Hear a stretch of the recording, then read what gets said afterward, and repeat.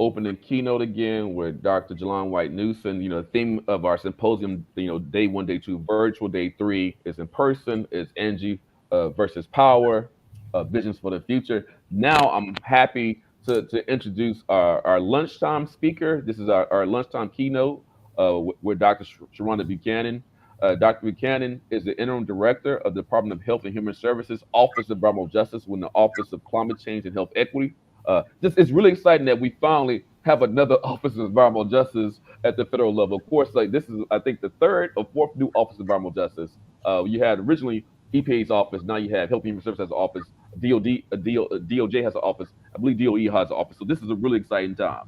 Dr. Buchanan is responsible for leading initiatives that integrate environmental justice into Health and Human Services mission to improve health in communities across the nation, advising senior leadership, representing OASH and HS Morales, and developing health and human strategies on environmental justice. Prior to this duty, she led CDC's National Center for Environmental Health, ATSDR work. She had multiple roles there, including director of the Office Priority Projects, director of the Division of Emergency Environmental Health Services, chair of the Environmental Health Services Branch, and environmental health scientist in ATSDR's Division of Toxicology. Again, just a personal note, I think I've known Dr. Buchanan since 2009 when I was on the board of scientific counselors for NCEH ATSDR. So it's really exciting to have her here today, and really happy for her to be in the leadership position of the new Office of Environmental Justice. So the mic to you, Dr. Buchanan. Thank you so much, Dr. Wilson, and hopefully everybody can hear me okay. Let me just say I am indeed just very, very honored to be able to present to you today.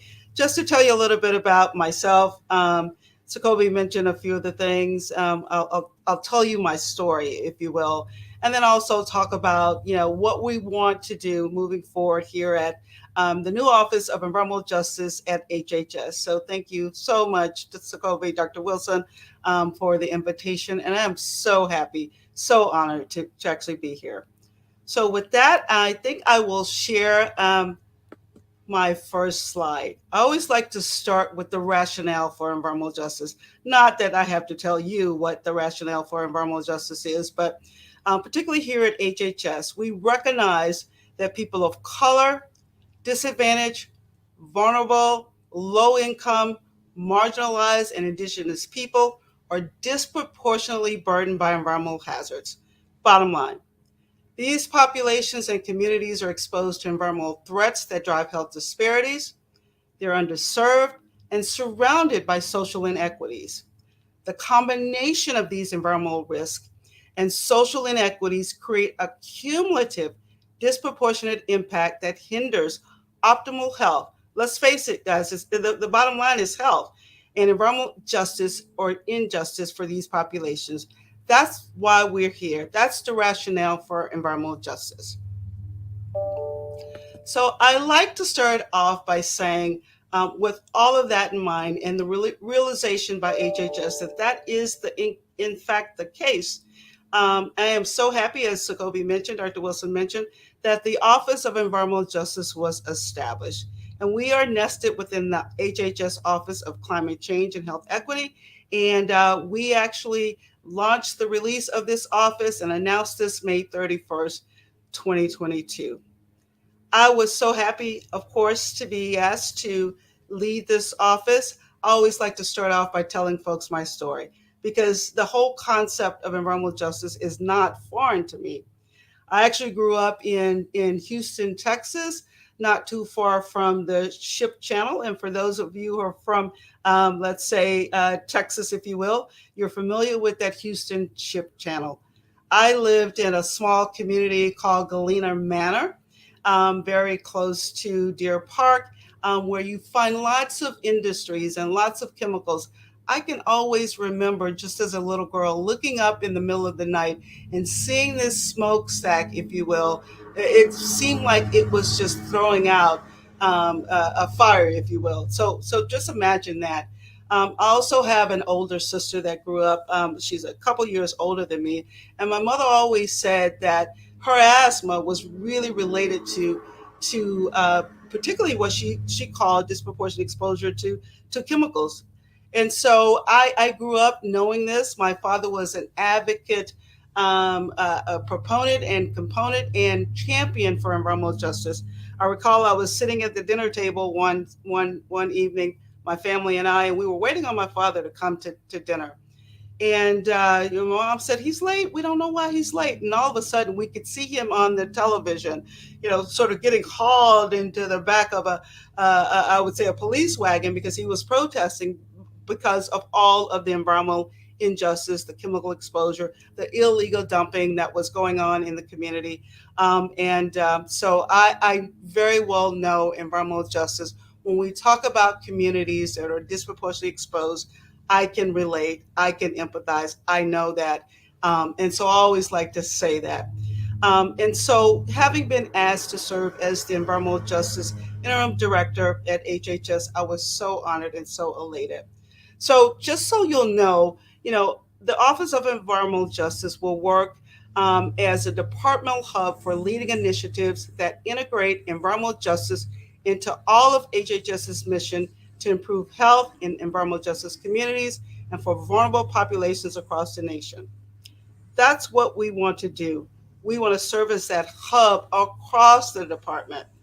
Our mission is to protect the health of disadvantaged communities and vulnerable populations on the front lines of pollution and environmental hazards that affect health. Our ultimate goal is to really be a resource for communities, not just talk the talk, but of course walk the walk, and really create action that will be instrumental in helping to improve health in these communities. So this is one of my favorite slides because, as we say, we know that these environmental injustices, these inequities are going on all around our nations, particularly in our communities.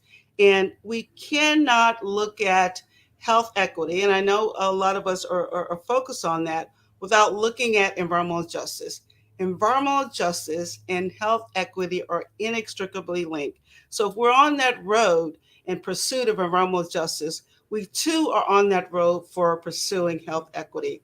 I always like to show this visual, and I always say if you find an environmental injustice, you're going to find a health disparity. So we got to deal with these issues that leads us to the road of health equity. Just you'll see here, just we're talking about water, safe drinking water. We know that water is related to health.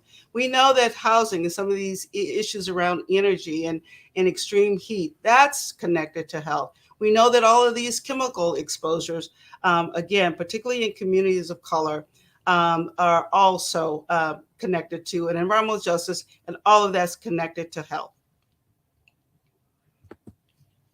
So, as an incoming director, what will be the office's priorities? I have four that I want to start with. I want to mobilize environmental justice efforts across the department. As we say, we have many resources within HHS. I'd like to engage stakeholders at every level to develop and implement an environmental justice strategic plan. We currently have a plan at HHS that is about a decade old. That's not kosher, if you will. I mean, it's outdated. We need to update it, and that's what we want to do. We want to strengthen our efforts on J40, and I'll talk a little bit about that in a second. Of course, as most of you know, J40 or Justice 40 is a whole of government approach to provide resources back into communities impacted most by environmental issues. And of course, we want to help and empower communities to address the disparities they face at a local level by providing tools and resources. All right, so first thing out of the box is to really look within the department and create what I call an environmental justice work group. As I say, there are so many resources across the department. I wanted to bring together a group and have a forum where we can regularly talk with each other and we can regularly share issues and also resources and talk about what's going on within the department as well as sort of connect to what's going on outside of the department. We created what's called an environmental justice work group. And every fourth Thursday of the month, we come together. We talk about what we're going to do collectively. We talk about, ongoing issues in our respective divisions. And then we also invite internal and external speakers to come and actually bring us information, talk about what's going on outside in the world. Dr. Wilson was one of our keynote speakers last month. Thank you so much for allowing us to do that and coming to talk to us, Jacoby. We really, really appreciate that. Again, we always have an agenda. That agenda includes what are we going to do around our developing our strategic plan. We share round robin because, again, as I always say, we want to bring a holistic approach to environmental justice. We do things like brainstorming and problem solving around specific topics that are directly related to environmental justice. The secretary sent out a call all over the department, and he asked each of the division leaderships to assign what we call a designee. So if it's the office, CDC, there are designees. If it's FDA, there are designees. If it's NIEHS, is designees. So I can go on, but we want folks there that are committed to environmental justice and can really play a part in this holistic effort toward pursuing environmental justice. One of the next things that I wanted to focus on, as I mentioned, we have a strategic plan that's 10 years old, actually maybe 11 now. It's pretty old.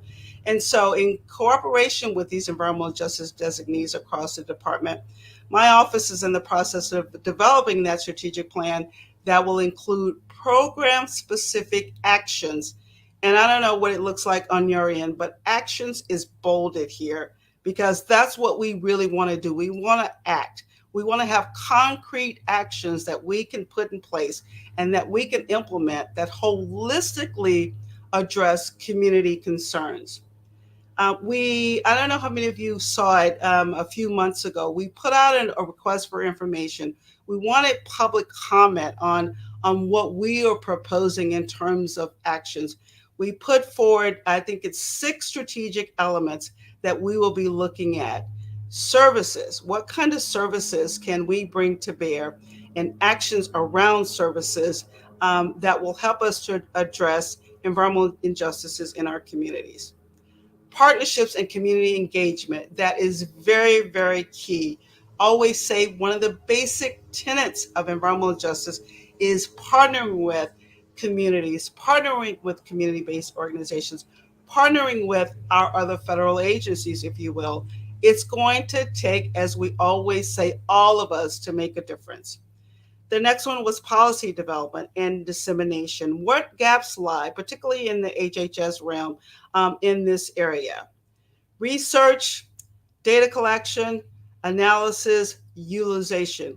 Again, in terms of environmental justice, what data is not there? Where are the data gaps? We don't want to just collect data just for the sake of it. We want to be able to analyze that data and actually utilize it. We talked about actions just above. So how can we actually do that? That's one of our key strategic elements. Education and training, it would provide more of that, not only internally, but also externally. And then, of course, performance measures, because we want to measure the progress that we're making. Again, not just talking the talk, but walking the walk, guys. That's what we want to do. We're in the throes of doing that strategic planning. We also have a weekly meeting with sub work group members. I talked about the environmental justice work group just a second ago. And we are in the throes of putting that strategic plan together. We want it to be something actionable. We want it to be something that we really can use to make a difference in environmental justice and make a difference in our communities. Justice 40 initiative. And this is a sort of a busy slide, but I just wanted everybody to see that HHS right now has 13 covered programs, or 13 programs covered under the Justice 40 initiative. I wanted everybody to get a sense of what they are. There's the Low Income Energy Assistance Program. ACF, the Administration for Children and Family, has a number of programs here.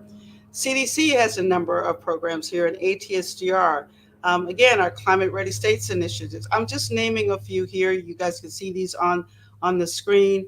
But our federal real properties assistance program, where we're trying to make sure that homeless populations and communities of color will be, rewarded or awarded, resale property in their communities. Also, our NIEHS's Environmental Career Worker Training Program. I know a lot of people are familiar with this program, but we want to continue in this. Here's our list of 13 programs. It's also on our website. We will be working with these programs to develop a framework so we can ensure that at least I'm pretty sure it will be more than 40% of that, but back into the communities, really adhering to the principles of the Justice 40 initiative, but also stay tuned for more. Just yesterday, HHS, in collaboration with CDC, we released an environmental justice index. I want to talk a little bit about that environmental justice index. It's a comprehensive place-based index that identifies and characterizes the cumulative impacts of environmental, social, and chronic health conditions facing disadvantaged communities across the U.S. I believe many are familiar with the Social Vulnerability Index, and that has been utilized, I'm going to say, nationwide, maybe even outside of the contiguous U.S. It builds on the SVI. It delivers a single score for each community to identify and map areas most at risk for the health impacts of environmental burden. It also scores each community in each of the three modules. You'll see here that it consists of three modules: an environmental burden module, a social vulnerability module, and a health vulnerability module. Again, when we talk about cumulative impacts, we're talking about the total harm that a community faces and how can we collectively address that. So here are some of the uses. And we believe that it's going to be very, very, very useful, not only here within the department, but in communities as well. Individuals and community-based organizations, public health officials at local, state, and federal levels, scientists, researchers can use the EJI to identify and prioritize areas that may require special attention or additional actions to improve health. It can be used to educate and inform the public about their community. We can use it to analyze the unique local factors because we know a lot of these injustices are local. But what are the factors driving cumulative impacts on health to inform policy and decision making? And then, of course, we can use it to establish meaningful goals and measure progress toward environmental justice and health equity. I wanted everybody to see the actual website. Go ahead and if you have an opportunity, go to this site. It will tell you a little bit more about the Environmental Justice Index. We are hoping to, and we are planning, not hoping, we are planning to actually deliver a number of demos. We're going to have a number of webinars. We really want communities to be engaged and provide us feedback on this Environmental Justice Index and sort of play around with it, to take a look at it and see how valuable it could be, and think about how you line up in the scores in terms of environmental justice. So with that, I always like to leave so folks can have a sense of the operating divisions under HHS. Of course, many of you are familiar with these, and we will be working closely not only with those in the department. I always like to say it's not just about health, it is about health, but it's also about human services. And that's who we are at HHS. We're the Department of Health and Human Services. So how can we bring, again, that holistic approach to pursuing environmental justice and hopefully that leading us to what we call health equity. My last slide, and I know everybody's seen this, as we're pursuing equality, as we're pursuing equity, as we're pursuing environmental justice, that's what I would like to do as interim director of HHS's Office of Environmental Justice. I don't know how to express in any other way how committed I am to doing this. This is my life's work. So Kobe, Dr. Wilson mentioned the various leadership positions I've held at CDC across the years. I celebrated, what was it, January, just this past year, my 32nd year. I won't even start there. Again, I mentioned my story at the outset.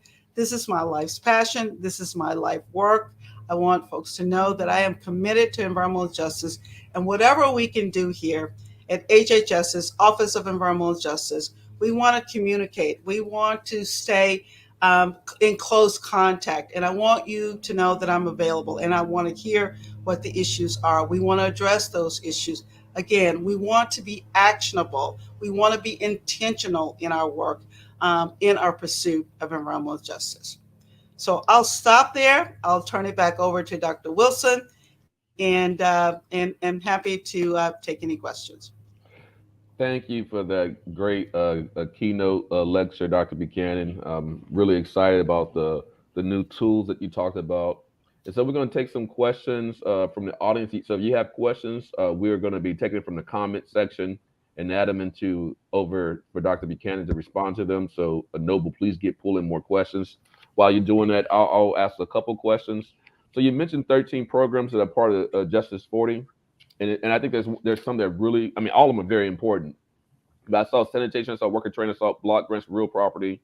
Can you kind of speak to, how your agency is going to, collaborate with other agencies to make sure, Justice 40 works? Because I like to say, and I'm stealing this from one of our colleagues, good energy policy it's good climate policy, it's good health policy.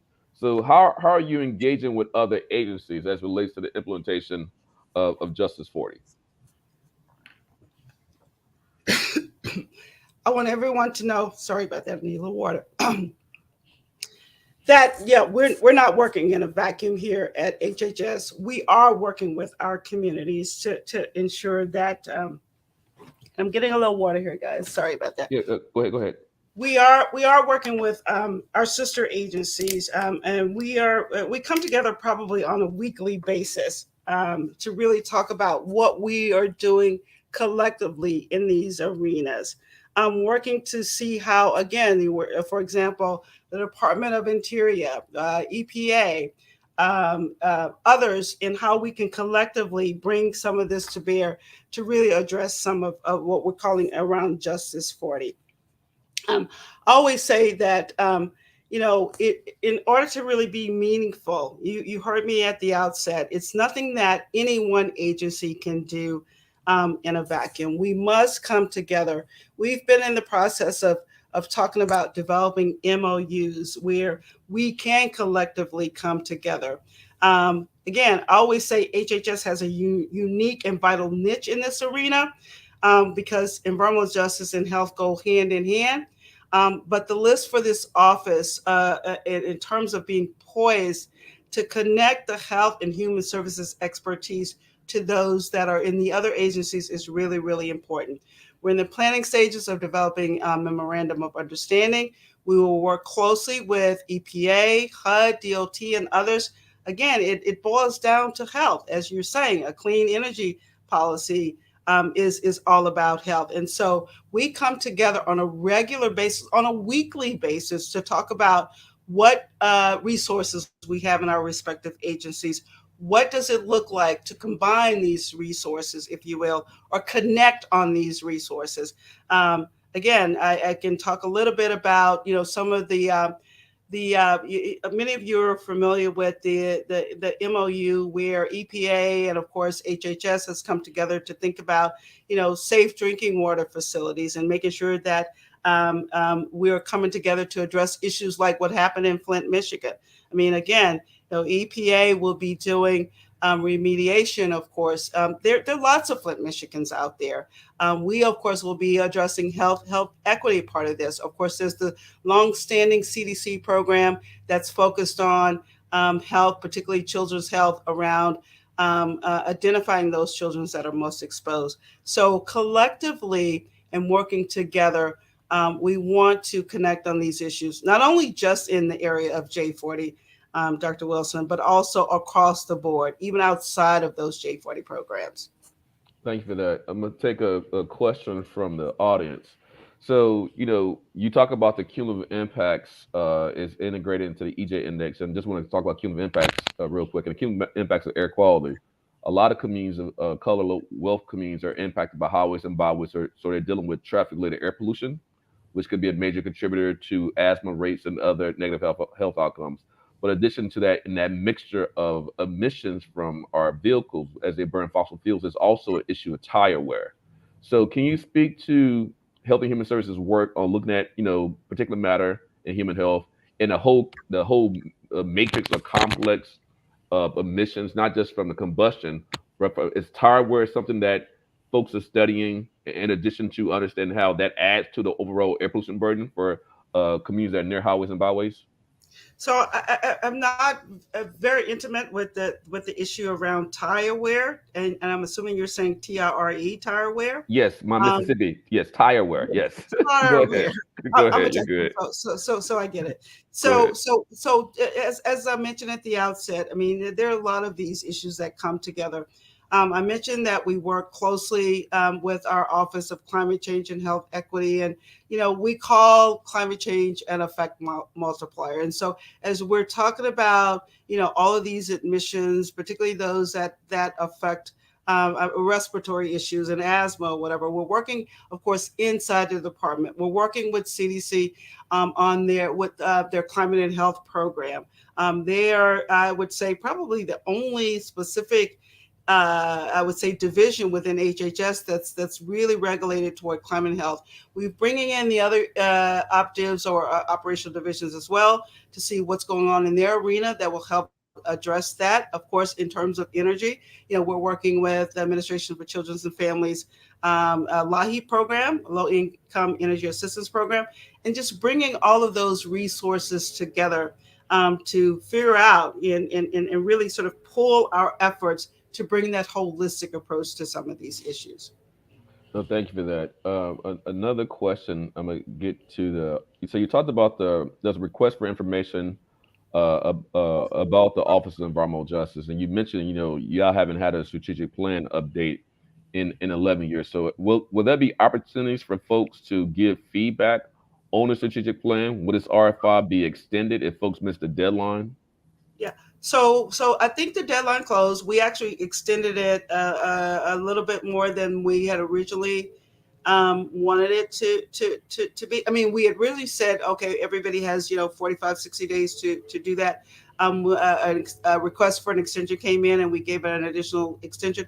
But what I want to say is that if anybody is interested, they want to see that again, we will still take input. I know that deadline per se is past and gone, but you can contact me directly and tell me. I want to hear about what the issues are and how we can make this actionable. Also, want you guys to know that we attend the White House Environmental Justice Environmental public meetings, the WEJAC's public meetings and public engagement. We listen to every comment.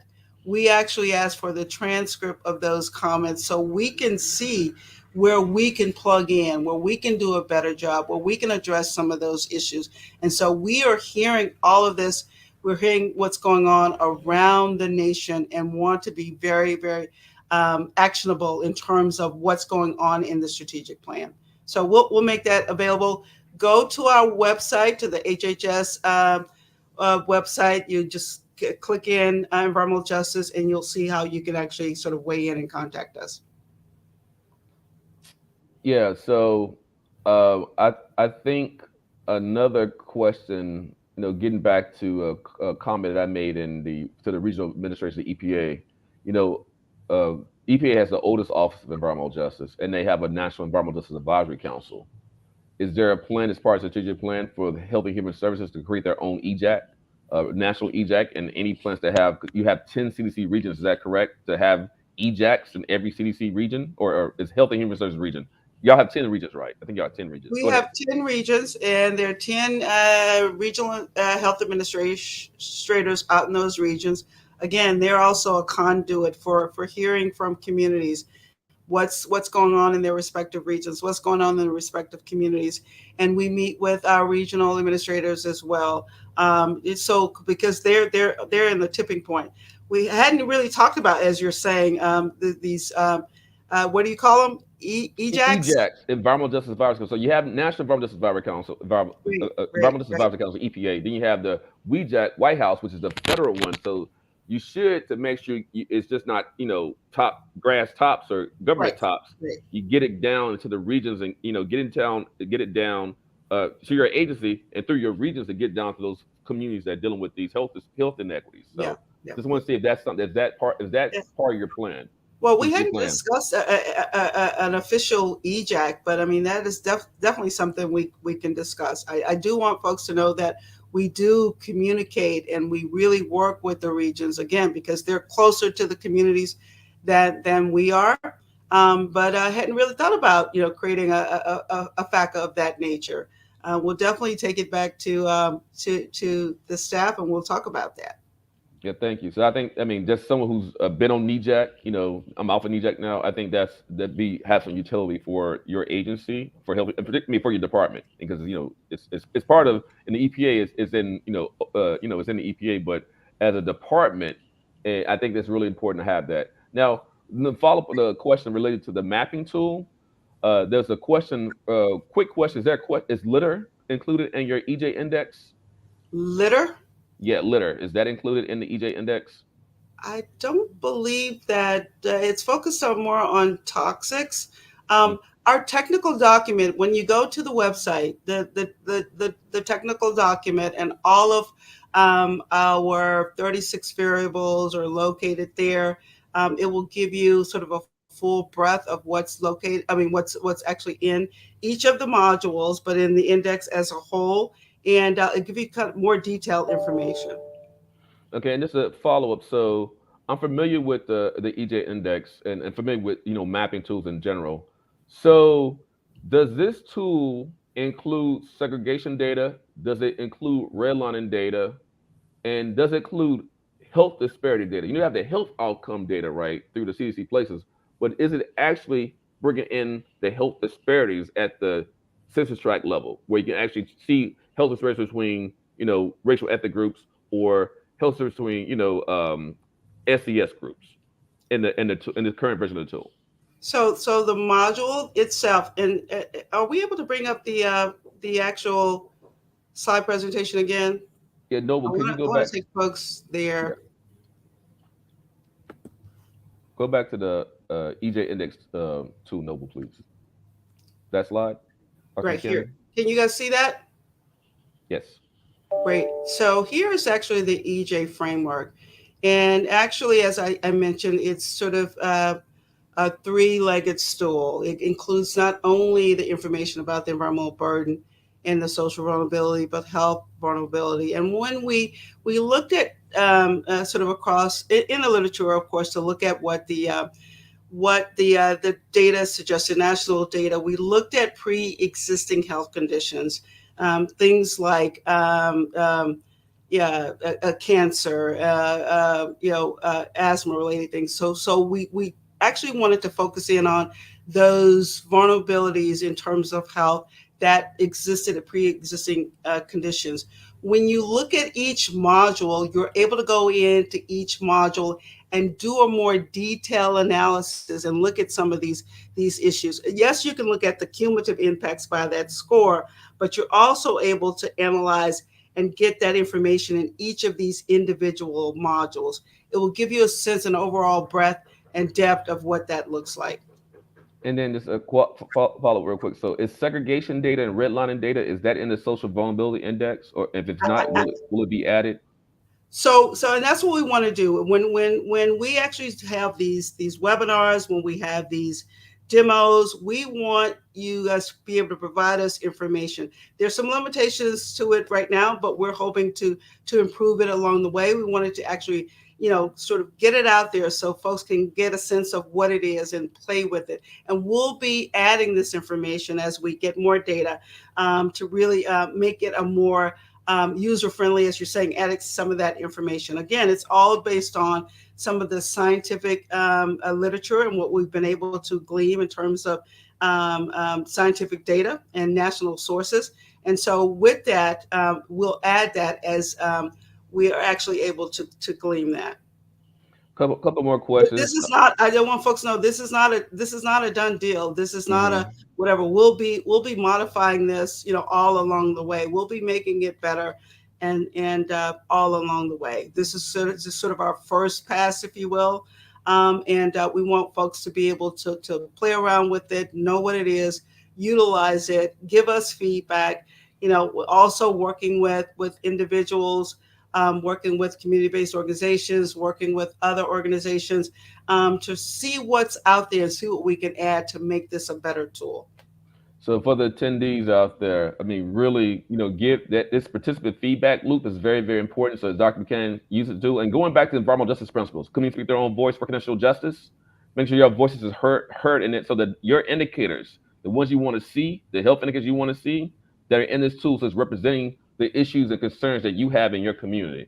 And just the follow up, Dr. Buchanan, so you in other presentations today and over these 3 days, we're going to talk about these mapping tools. And question back to you is, how are you going to engage with other federal agencies who have similar tools? So you have the CGIS tool.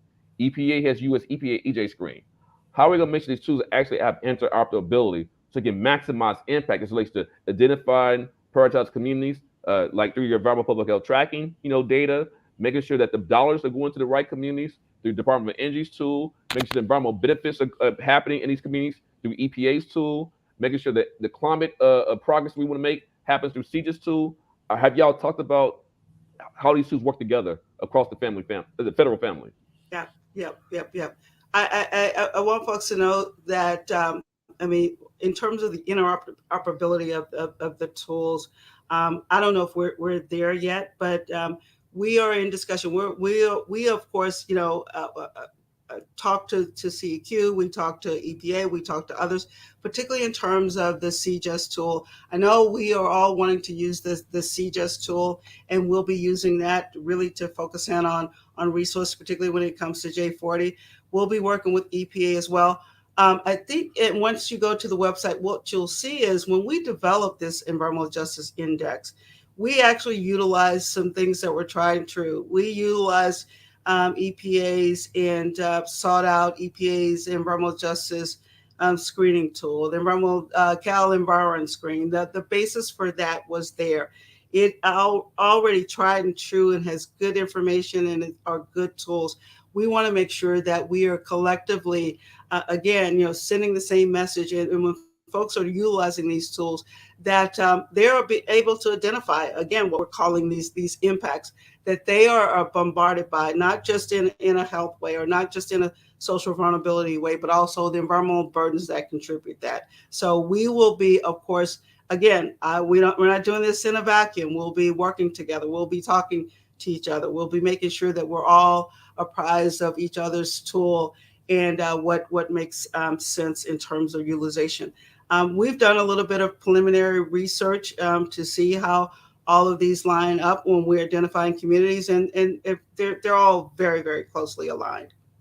Okay, so it's good to hear that you have that engagement, because again, we want to make sure that we maximize the impact of these tools as it relates to the benefits, as it relates to investments, addressing health inequities. Even again, you probably know this better than me. Your Healthy People 2030, right? Healthy People 2030 is coming up next, right? Making Yep. sure that the tool is this 2030. tool is part of that. Now, a couple more questions before we get to break. Um, so there's been a lot of challenges that EJ communities have had with ATSDR and NCH investigations, right? So can you speak to how, with this new strategic plan and your new Office of Environmental Justice, how environmental justice is going to be more integrated into those ATSDR? Because sometimes they go and do an investigation and they find nothing, but the community is still dealing with exposure issues.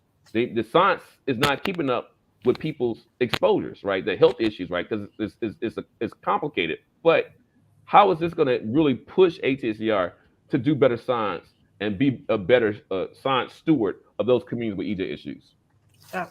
I do know there has been some discussions on the public health assessment process, health consultation process. I do know that ATSDR is actually building a module. It's called an environmental justice module to really focus on health equity and really address these for environmental justice communities. And so that's going to help guide them in a way that I don't think it's been done before. Again, being able to better collect data. One of the things that I tell people across the department is in terms of this tool, this cumulative impact tool, this environmental justice index tool, it can be very, very useful in helping to identify, again, those communities with the cumulative impacts and identifying those communities that we want to focus that kind of action in. Again, sort of being more deliberate about, the health equity component of these public health assessments and these health consultations. And we'll bring you more on that, as it gets more concrete and formalized. But we do know that there's some work afoot under ATSDR that's going to be focused more on health equity and identifying those communities and addressing that from the public health assessment vantage. So two more quick questions. I know we're running low on time. I appreciate you taking all these questions. Uh, with that response, and how is the agency, Health and Human Services, and, CDC and those agencies doing new work in EJ as it relates to Superfund cleanups and Superfund, all that work. So what can you talk about that real quickly for us? So when you say new work, Or what are you doing how is your new strategic plan going to help elevate EJ's list of your yep, Superfund yep, work? yep, yep, Yes. yep. So we think we've had some history. We've had some history in terms of actual public health assessments making a difference and going into communities and actually identifying what those health-based issues are. So collectively, utilizing the Environmental Justice Index, working with those communities, on the ground, if you will, and having, again, ATSDR is regionally located, just as EPA is regionally located, just as our regional health administrators are regionally located. You mentioned before, how are we working together? How will we work together? That's one of the ways that we'll continue to work together.